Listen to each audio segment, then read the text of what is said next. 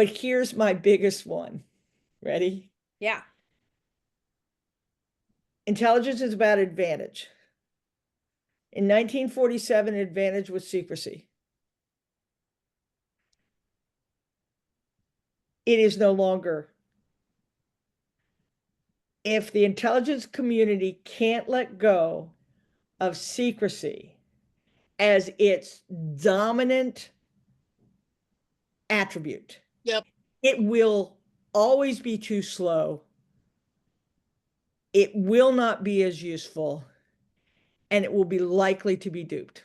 And it should end. If it can't do that, then it should end. Right. There are some things, there might be 5 pieces of information that are so singularly Yes. informative Yes. but it's 5, it's not all. And right now we are openly collecting, and we are secretly collecting open information. We don't use information we have because we're not sure who can share it with. We don't know where our stuff is, and we are too slow. The last And so couple of years I was at CIA. I retired in 2010. I realized the CIA is going to end up being the last secret organization in the world, and it is never a good thing to be the last of anything. yeah, That's so that would I'd make a big shift of advantage to speed yes, rather than that. absolutely.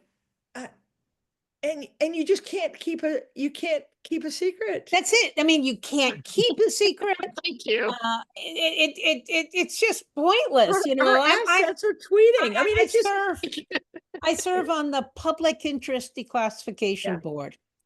And it is, you know, and I'm in these sessions, of which I cannot speak, but I always, and you've actually encouraged me.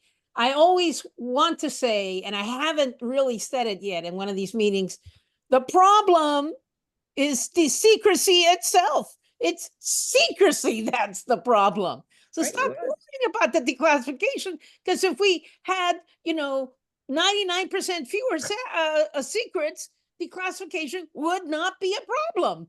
But Talk about government efficiency. you know, Yeah, like I said, and I think one more thing on the open source front is, to my point, that national security decision makers are disproportionately not in the government. The intelligence community is now talking more about open source, but they're talking about consuming open source.